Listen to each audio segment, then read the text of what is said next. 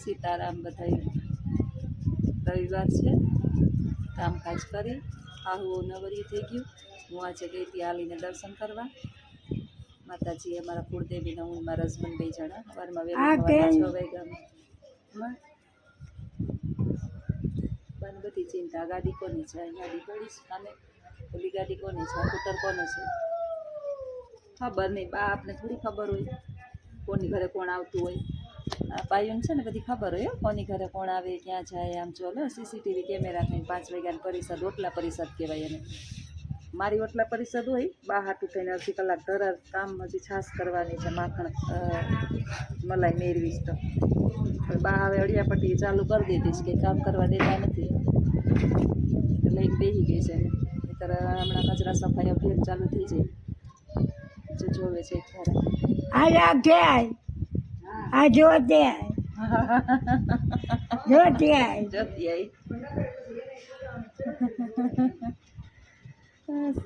આપણે એને રેઢા મૂકીએ ને તો સફાઈ અભિયાન ચાલુ થઈ જાય થતું નથી હવે કાંઈ પહેલાં બહુ કરતા કામ એટલું ચોખ્ખું પડ્યું ને અમારે ઓલો જૂના મકાન હતા ને તો ગાયોના પોદરા ને માટી લઈને બરાબર ગાયર કરતા ગાયર આપણે જૂનવાણી મકાનમાં ગાયર હોય એ કરતા પહેલાં હવે એને મગજમાં કામ કરી ગયું છે કામ મગજમાંથી જાય નહીં ને ત્યાં સુધી એને હક ના થાય આજે બધે છાંટી દીધી ફિનાઇલનું હારી પેટ ઘરમાં પોતા કરીને પાણી તો માખી ઓછી લોહી પીએ છે હવે એને ચોટલી છોડી કાં છોડી નાખી ચોટલી કાં છોડી નાખી આ ચોટલી હા કાં મન થાય ને તે ચોટલી છોડી નાખે આપણે કેવી અસલ વાર દઈએ બધી છોડી નાખે બધી હવે એની અહીંથી વાળશે ને તે હપ્તા એક તો કટકા બટકા વાળશે ને બાંધી લ્યો એની અહીંથી ન વાળે ને ત્યાં સુધી ને આપણે જમીએ આપણી અહીંથી જમીએ ને બીજા જમાડે એમ તૃપ્તિ ન થાય હું અંબુડો વાર દઉં એક તો જીરીક જેટલા વાળશે હું વારી દઉં તો થોડીક વાર રહીએ પૂજાબેન જાય હા પૂજાબેન છે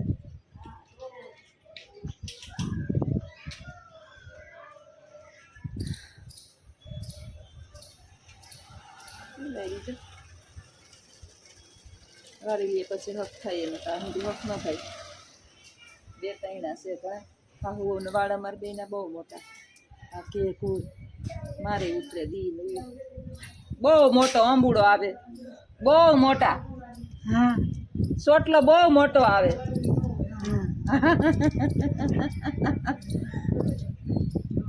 નહીં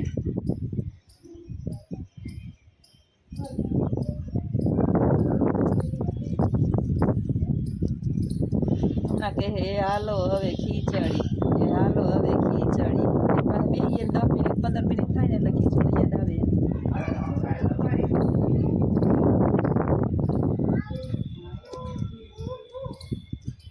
શું છે ચાપલી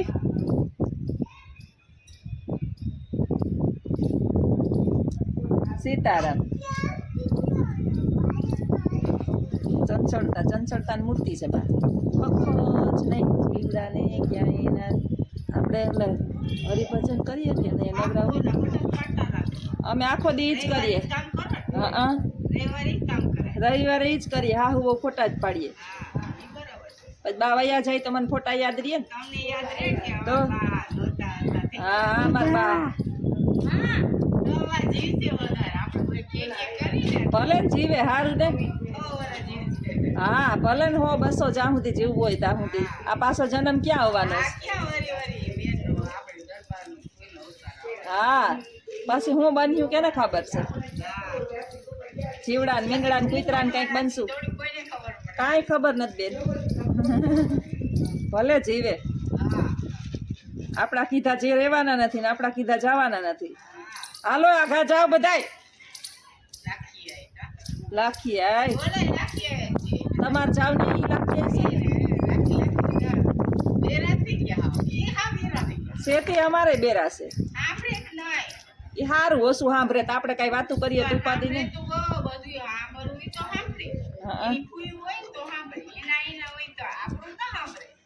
એનાનું સાંભળે. એનાનું સાંભળી અમારે આ મારું એકનું જ સાંભળે છે. હે એક તમારું સાંભળે આ તો એના પિયરિયા ની હોય એનું એનું સાંભળે. અમારે મારું એકનું સાંભળે.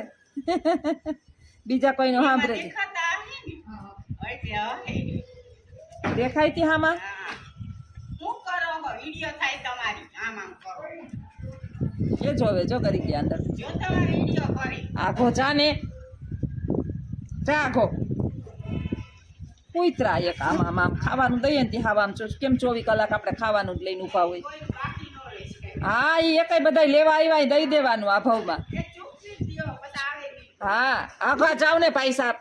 મારું આમાં આ બા મારે કેટલાકનું કરવું આમ તને ખંજવારવું કે આનું ખંજવા બસ. એક ઓટલે બેઠું એક ચાપલી આટા મારે એક બીજો ગાંડો આમાં આટા મારે એક તો હવે ગાંડો જ છે બુદ્ધિ જ નથી ગુજરાતમાં.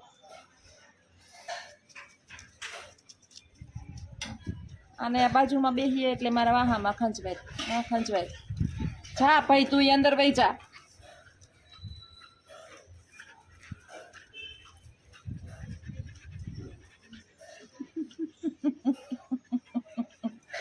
કોક નીકળે આય હા એનું બાકી રહી જાય તી એ આવી અહીંયા ઓછા છે ને બપોરે હાઈ છે ને જમવા આપે બધા 7-8 કૂતરા છે તો એ આવે પછી એના હાટું દૂધ ને કાયમનું કાયમ લઈ આવે તાજું ને ઘરમાં પાવ ને રોટલી ને તો પડ્યા જ હોય. હે એવું ને પાવ ને બધું નાખે ત્યાં અહીંયા જ બધા ભેગા થાય એટલે જોશનાબેન આખો દી. સીતારામ. ઘણી વખત આપણા જીવનની અંદર તકલીફો જે છે એ ઈશ્વર આપણને આપતા હોય છે ત્યારે આપણે ખૂબ નાસીપાસ અને દુઃખી થઈ જતા હોય છે. મિત્રો જીવનમાં સુખ જ જરૂરી નથી. ક્યારેક આપણી તકલીફો આપણી સમસ્યાઓ અને મોટી બધી મૂંઝવણો આપણી સામે આવી જાય અને એ મૂંઝવણો ઈશ્વર આપણને એટલા માટે આપતો હોય છે કે આપણા જીવન સાથે જોડાયેલા કેટલાક સંબંધો એવા હોય છે કે જેમની તમે ખુદ પરીક્ષા કરી શકો. તમને અને મને લગભગ આ દુનિયાના તમામ લોકોને ચોક્કસ 1-2 વખત એવા અનુભવ થઈ જ ગયા હોય છે કે આપણી સાથે જોડાયેલા ઘણા બધા લોકો આપણે કહેતા હોય છે કે કાંઈ વાંધો નહીં, હું બેઠો છું, ચિંતા કરમાં, જ્યારે જરૂર પડે ત્યારે બોલાવજે, હું બેઠો જ છું. મિત્રો આપણને અભિમાન હોય છે, ગર્વ હોય છે કે ના મારી પાછળ કોઈ છે, મારી પાછળ મારે ચિંતા કરવાની જરૂર નથી. હું કાંઈ મૂંઝવણમાં કે તકલીફમાં કે મારી સાથે કોઈ સમસ્યાઓ આવશે તો મારી પાછળ બેઠા જ છે. પરંતુ જ્યારે ખરેખરીનો સમય આવે અને સમસ્યાઓ આવે અને તમે એને જાણ કરો ત્યારે કોણ હું અને કોણ તું. આ દુનિયાની અંદર ઈશ્વર સિવાય તમારું કોઈ છે નહીં. બસ તમને સહાય કરનારા અને તમારું હિત ઈચ્છનારા તમારા માતા પિતાઓ છે અને તમે તમારી જાતે સંબંધો જોડાયેલા છે, તમારી જાતે તમે ઓળખી અને સંબંધો બાંધેલા છે, એ સંબંધો જ તમને કામ આવશે. બાકીના સંબંધો જે છે એ જે કહેતા હતા અને કહે છે કે હું બેઠો જ છું કે બેઠી જ છું, એ હંમેશાને માટે બેઠેલા જ રહેશે. ઝૂંપડીમાં રહેનારા લોકો સાથે સંબંધ કરવો સારો, પરંતુ મહેલના લોકો જે છે એ એસીમાંથી બહાર નીકળી અને તમને મદદ કરશે એવી કોઈ પણ પ્રકારની અપેક્ષાઓ રાખવી નહીં. બની શકશે તો તમને મુશ્કેલીઓમાં ચોક્કસ મૂકશે, તમારું ખરાબ થાય એવા પ્રયત્નો 100% કરશે, પરંતુ તમને ઉગારશે નહીં. અને આવા ખોટા ભ્રમમાંથી છોડાવવા માટે થઈ અને ઈશ્વર જે છે એ ક્યારેક તમારી કસોટી કરે, તમને દુઃખ આપે, તમને તકલીફમાં મૂકે અથવા તો તમારા ખુદથી એવી કંઈ ભૂલ કરાવે કે જેથી કરી અને તમને પણ આંખ ઉઘડી જાય કે આ દુનિયાની અંદર મારા માતા પિતા સિવાય અથવા તો મારા જે ખુદના સંબંધો બાંધેલા મેં જે છે એના સિવાય કોઈ જ મારું છે નહીં. બાકીના સંબંધો જ છે, બાકી કાંઈ છે નહીં.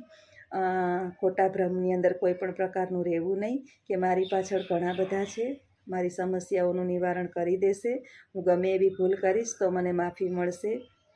આ દુનિયાના લોકો જે છે એ રાઈનો પહાડ કરનારા છે, તમે નાનકડી અમથી ભૂલ કરશો તો એની અંદર મીઠું મરચું ભેળવી અને ઢંઢેરો પીટી અને દુનિયાનો સૌથી ગુનેગાર તમને બનાવશે. એટલે આવા કોઈ પણ પ્રકારના ભ્રમની અંદર ક્યારેય રહેવું નહીં અને તમારી ભૂલોનું ક્યારેય ઢંઢેરો પીટી અને બીજાને કહેવું નહીં કે મેં આવી બધી ભૂલો કરી છે. આપણી ભૂલનું સમાધાન આપણે ખુદે જ કરવું. બીજી વખત ભૂલ ના થાય એનો પ્રયત્ન કરવો. કારણ કે તમે જ્યારે પાર્ટી કરશો ને ત્યારે જમણવાર માટે બધા જે છે એ દાબી અને જમશે અને ખુલ્લા નહીં હમાતા હોય. પરંતુ જ્યારે તમે દુઃખમાં હશો ત્યારે એક ખૂણામાં બેસી અને તમારે એકલાએ જ રોવાનું છે. એટલે વહેલા જાગી જઈએ, ચેતી જઈએ. ઈશ્વર સિવાય અને માતા પિતા સિવાય આ દુનિયાની અંદર આપણું કોઈ છે નહીં, થવાનુંય નથી અને થશે પણ નહીં.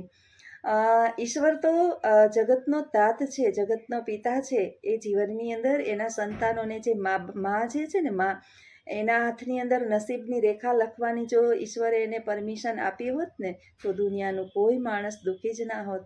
ઈશ્વર એ છે. માની જેમ ઈશ્વર પણ આપણા નસીબ ક્યારેય ઊંધા અવડા લખતો જ નથી.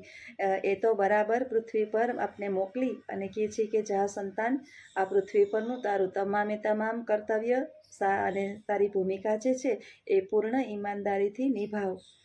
મિત્રો, આપણે જ્યારે બીપી વધી જાય ને ત્યારે ડૉક્ટર આપણે ખારું ખાવાની ના પાડે છે.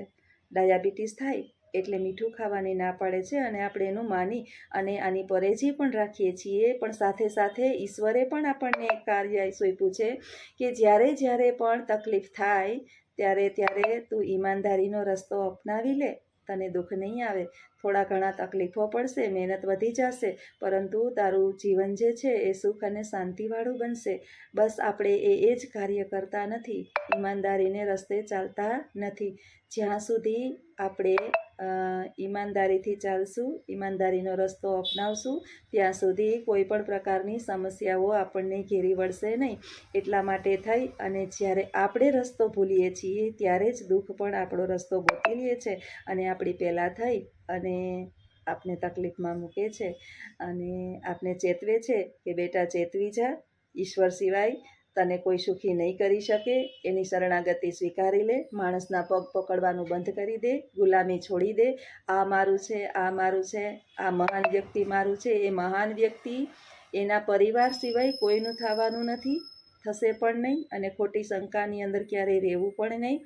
તમે તમારા માતા પિતાના થાવ, માતા પિતા જે છે એની સાથે બોલશો કે નહીં બોલો, છતાં એના આશીર્વચન જે છે એ અવિરત તમારી સાથે રહેશે અને એના જ આશીર્વાદથી જીવનની અંદર તમે તમારી પ્રગતિના પંથે વળશો.